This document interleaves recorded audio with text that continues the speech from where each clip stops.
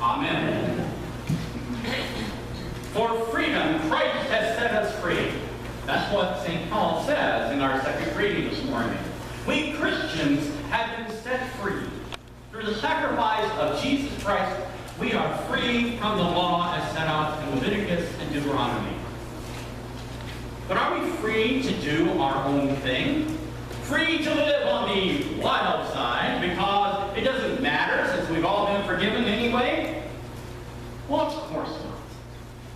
Freedom from the law does not mean you're free to do your own thing. Paul goes on. He says, for freedom Christ has set us free. Stand firm, therefore, and do not submit again to the yoke of slavery, for you are called to freedom, brothers and sisters.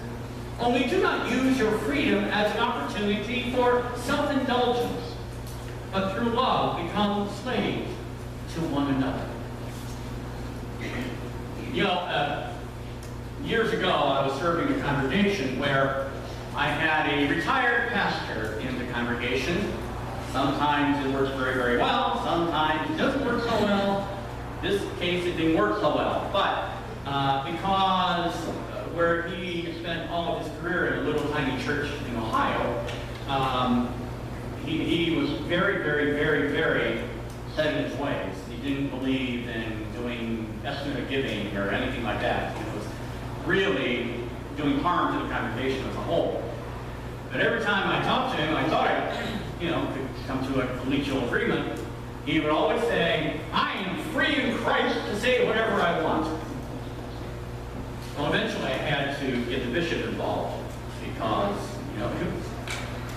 we were just never going to come to a thing. And the three of us met, and the bishop said to this guy, he said again, I am free in Christ. And the bishop said to him, your freedom has become license. And that kind of took care of it there. So freedom is not an opportunity for self-indulgence. In fact, Paul says that we are most free when we become slaves to one another. But if all the good news of Christ it is to make us slaves to each other, then are we really set free? Martin Luther made some of these same points in one of the most influential publications of the Reformation, The Freedom of a Christian. This is the brand new edition in honor of the 500th anniversary.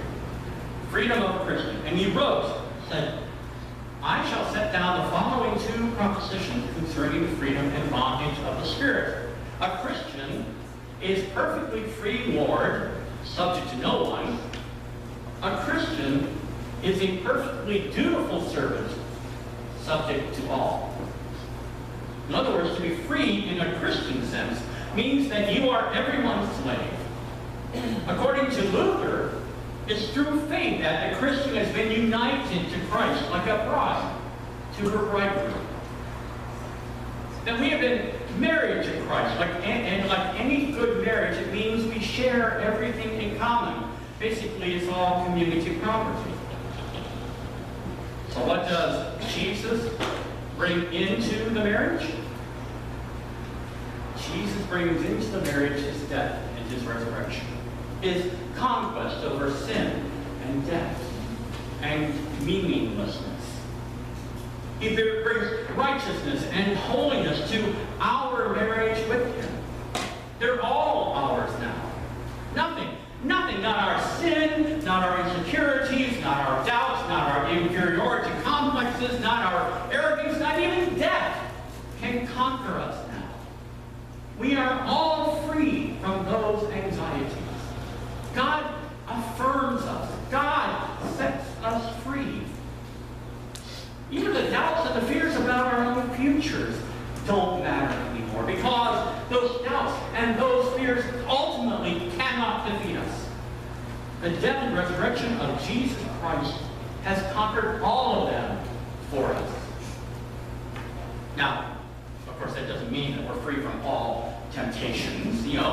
We're all tempted sometimes. We're all tempted to doubt or tempted to do bad things. We're tempted to wonder about life and whether it's all good or not. I mean, you're I'm tempted. But having such temptations is not a sign of weak faith. To the contrary, it's when you don't have temptations and you don't have doubts. That's kind of the time to worry. To be a Christian is to live life full of temptations and doubts. So in other words, we got them, but ultimately we are free from them.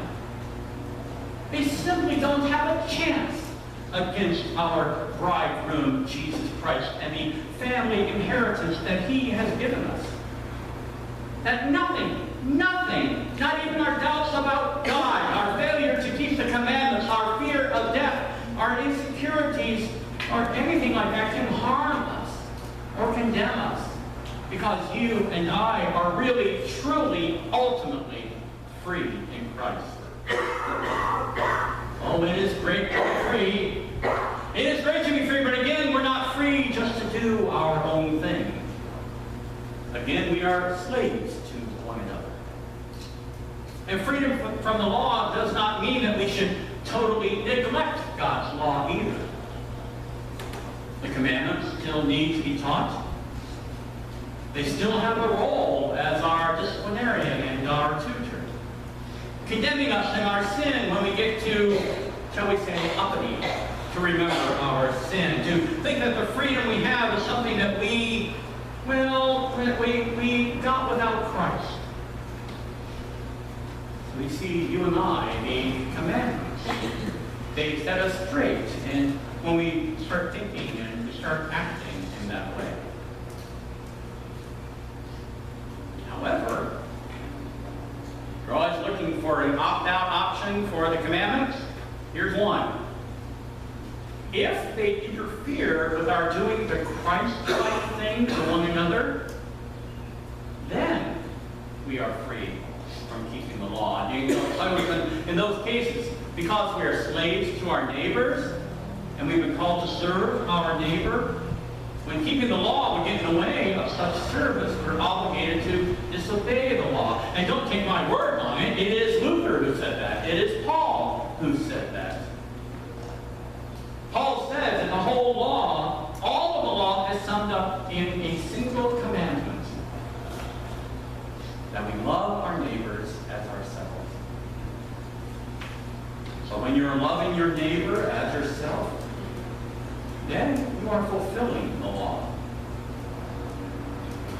But suppose the loving thing means that you break one of the biblical laws. Can you ever imagine a situation where to protect someone, you had to where you had to maybe lie in order to protect a friend's reputation, or where you might have to fail to keep the Sabbath in order to care for your family? And that, by the way, that does not mean sleeping in on Sundays or being out in line for the sales on Sunday morning kind of thing. Not that kind of thing. Of course you are sinning. Of course you are breaking the biblical law, but that higher mandate of love demands that you break those commandments in order to serve in love. In one of his sermons, Martin Luther made this point. He said, quote, "Since all law exists to promote love, law must cease where it is in conflict with love. If you are a Christian, you have the power to dispense with all commandments as far as they hinder you in the practice of love, even as Christ here teaches." In Luther, many of the teachings of freedom of the law, it reminds us that the Christian love can be sensitive to situations and not rule-bound. And Paul seems to say the same thing, too. In verses 22 and 23, Paul lists the fruits of the Spirit. You heard that. Fruits of the Spirit like love and joy and peace and gentleness and self-control. He says that there's no law against such things. And we don't need the Ten Commandments to guide us to live a Christian life. The Holy Spirit teaches us how to love. We simply cannot help ourselves. And when we are really, truly being our true Christian selves, You know, the kind of person that God created us all to be in our baptisms. We can't help but to serve our neighbors. We're dying to do it. Martin Luther, again, used this analogy. He said, quote, "It further follows from this that a Christian man living in his faith has no need of a teacher of good works, but he does whatever the occasion calls for." We may see this in an everyday example. Like when a husband and wife really love each other, have pleasure in each other, and thoroughly believe in their love, who teaches them to behave one to another?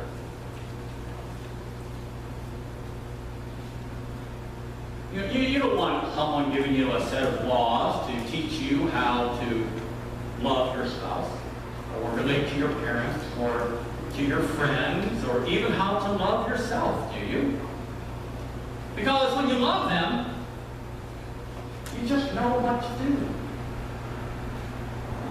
So my brothers and sisters in Christ, go and live freely for peace of mind, for joy, and good works. They will take care of themselves. So be free, my friends in Christ. Be free, for in love, Christ has set you